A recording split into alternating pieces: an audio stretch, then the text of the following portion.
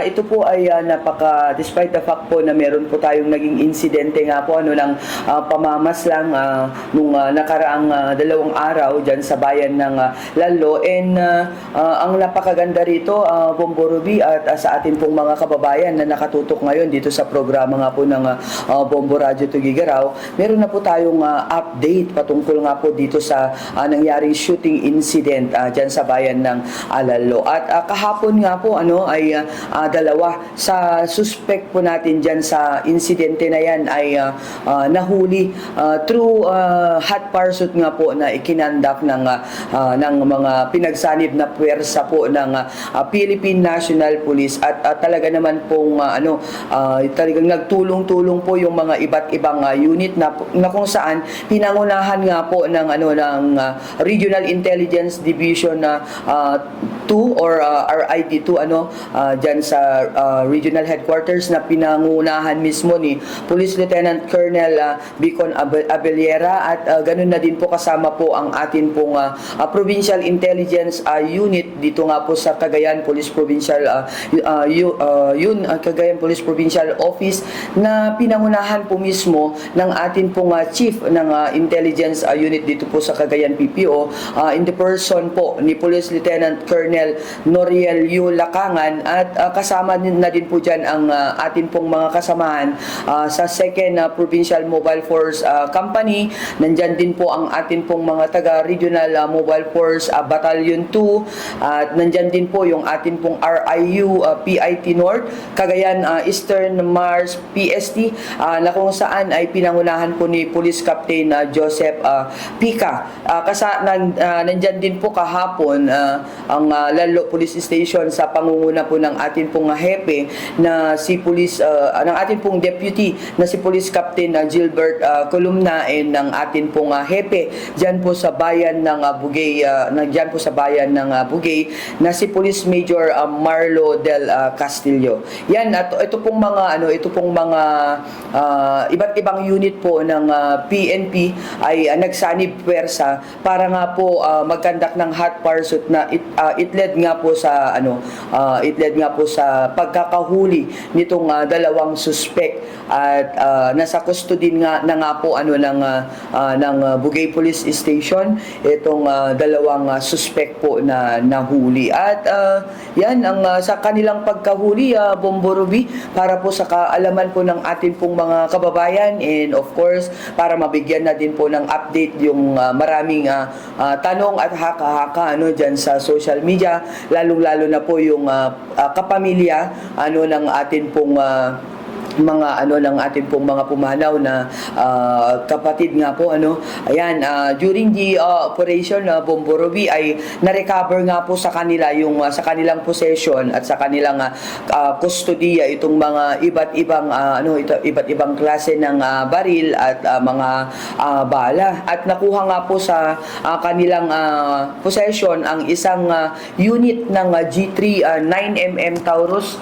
Bombo Ruby. Nakuha din po sa kanila ang dalawang 9mm magazine, at nakuha din po sa kanilang possession ang 15 rounds na live ammunition para nga po sa 9mm, at one olive black colored sling bag, at isang unit ng M16 na kung saan deface na po itong serial number, at meron din pong nakuha mula sa kanilang pong possession na 9 pieces nga po na 30 round ng steel magazine for M16, at nakuha din po sa kanila ng 2 unit ng improvised pistol shotgun, at 18 rounds nga po ng ammunition for shotgun. Nakuha din po sa kanila ang 54 rounds ng 54 rounds na live ammunition for M16 at meron din pong nakuha sa kanila, Bombo Ruby, na isang Bushnell scope for M16 at meron din pong nakuha sa kanila na isang rifle grenade for M16, isang black Tacticus quick drone sling bag at isang brown camouflage na sling bag, and meron din pong nakuha sa kanila na bandolier for M16 at isang black na Caterpillar sling bag, isang blue na belt bag at isang unit na Samsung cellular phone keypad ito, Bombo Ruby, at isang Realme na Android cellular phone at isang Apple iPhone cellular phone at isang one piece nga po ng plastic pistol holder. Yan, ito po ay nung pagkahuli, syempre parte na din po dito, Bombo Ruby, yung mag-conduct po yung atin pong mga intel operatives or yung mga team nga po na nakahuli sa kanila ng mas malalimang investigasyon kung paano nga po napasakamay sa kanila itong mga nahuli na iba't ibang klase ng baril, ng bala at iba pang mga items na nakuha po sa kanila, Bombo Ruby. At gusto ko rin pong ipaalam na bilang parte nga po ng standard operating procedure po ng atin pong organisasyon na during conduct nga po ng operation, meron po silang body worn camera at nagumamit din po sila ng alternative recording device during nga po doon sa arrest ng atin pong mga suspect, dahil ito po ay parte po sa atin pong mandato sa pagkandak po ng operation Bombo Ruby. At ang atin pong ang pamunuan po ng Cagayan Police Provincial Office, of course sa kabuuan ang Police Regional Office to sa pamumuno po ng talagang napaka hands-on at napakasipag po na regional director po natin ay nagpapasalamat sa iba't ibang unit na kung saan ay tumulong para nga po sa pinabilis na pagkahuli ng atin pong mga suspect. Para po sa kanakalaman ng lahat, pwede po ba ilahad from the very start kung paano nangyari hanggang pag-arresto ng dalawa at kung nakipag-unayan pa rin tayo sa pamilya po? Yes po, Bombo Ruby, base nga po sa unang naging progress report nga po ng ng atin pong mga kasamahan from Lalo Police Station. Ito pong mga kasamahan po natin na napaslang at itong mga suspect ay meron na po silang nauna na transaction na kung saan ay mag-meet up nga po sila para po sa isang transaction ng pagbili nga po ng gold bar. At ito aside nga po dito sa at doon nga po sila nagkita-kita doon sa nasabing lugar, and unexpectedly nga po ay nangyari na po yun. At kung nakita na po natin yung mga naunang naging na-publish nga po na mga report diyan sa diyan sa atin pong page, ay aside doon sa pagpaslang dito sa mga kapatid po natin na Muslim, ay may nakuha din po sa kanila na 1 point something na amount ng pera. Kaya ngayon ay though may na-establish na po tayo or na-i-report na po natin na may nakuha po na certain amount sa mga naging biktima, meron na pong initial na motibo, but then again we will not stick to that kasi ongoing pa rin po yung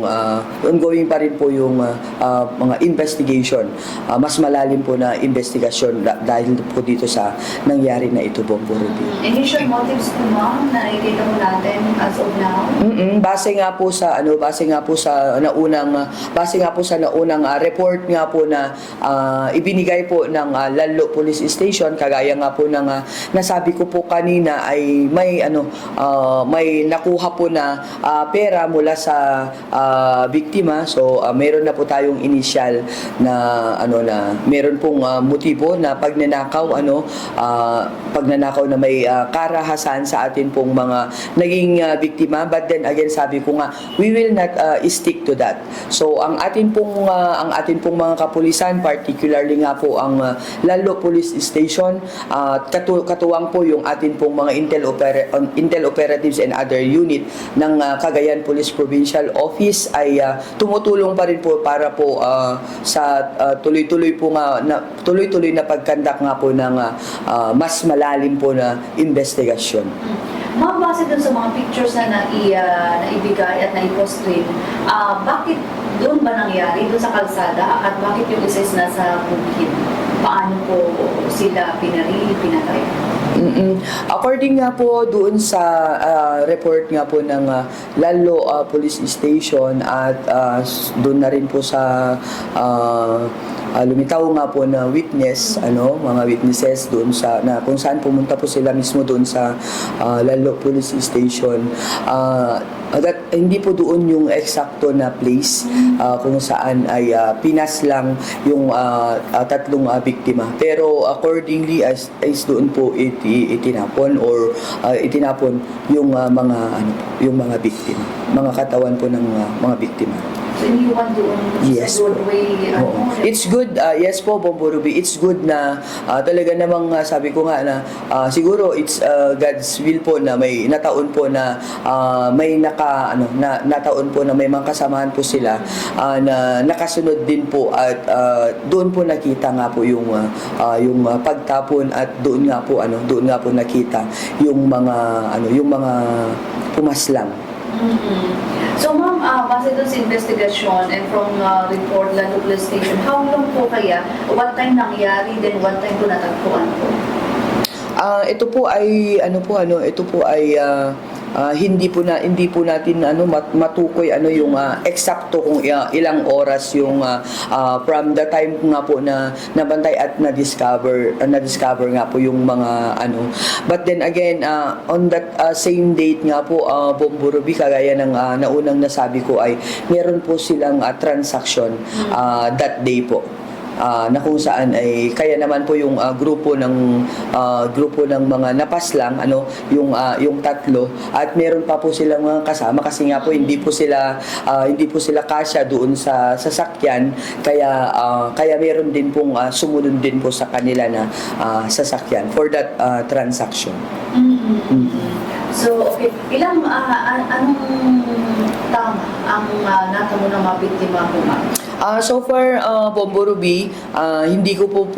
pa po masasabi kung ilan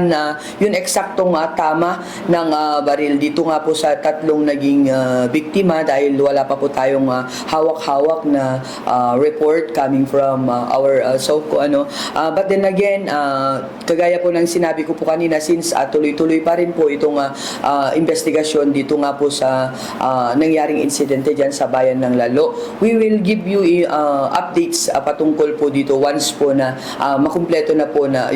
once na hawak ko na po yung kumpleto nga po na report kung ilan po yung naging tama at kung ano po yung mga eksaktong baril nga po na nagamit dito po sa mga biktima. Kung saan sila na-arrest po? Exactly. Ang base po sa report po ng Bugay Police Station ito pong mga suspect nga po ay na-aresto nga po mismo doon po sa Bugay, sa bayan po ng Bugay, Bombo Ruby. So walang nasabi kung sa bahay nila, ganun po ma'am? Wala pong nasabi na eksakto. Okay. So, anyway, ma'am, yung mga biktima ay yung mga kasama nilang dalawa na parang babalikan sana nila pero hindi sila nakita. Yung kasama ng mga biktima na dalawa pa. Ay, yun ang hindi ko po masasabi, Bombo Ruby, kung may mga ganun nga kasi base sa mga kumakalat kasi sa social media, may mga iba't ibang haka-haka, may mga sari-sariling opinion, pero ang masasabi ko lamang po is ang atin pong mga Cagayano Caps, ang atin pong mga kapulisan ay gagawin po ang lahat para po maibigay po yung hustisya para po sa mga pamilya at mga nagmamahal dito sa mga dito po sa mga kababayan po dito po sa mga kapatiran po natin na napaslang. Nasaan na po yung mga suspect ngayon? Base nga po sa report po na natanggap po natin, nasa kustodiya po ng Bugay Police Station po itong dalawang suspect nga po para nga po sa proper na documentation and disposition. Bombo Ruby. Panawagan ng mensahe na lang po natin, ma'am, sa ating mga kababayan, especially na hindi lang dito sa Cagayan nangyari ito, pero parang merong mga kaparehong insidente sa ibang lugar. Bilang tagapagsalita nga po ng Cagayan Police Provincial Office on behalf po sa atin pong Provincial Director na si Police Colonel Mardito G. Angulwan, kagaya nga po ng mensahe po niya sa atin pong press statement na napublish na nga po kagabi, hindi po titigil ang atin pong mga kapulisan para tugisin yung mga gumagawa po ng ganito, particularly nga po dito po sa probinsya ng Cagayan. And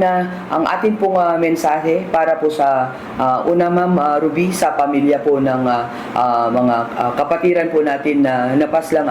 ang buong pamunuan po ng Cagayan Police Provincial Office ay nakikipagdalamhati at sinisiguro po ng atin pong Provincial Director na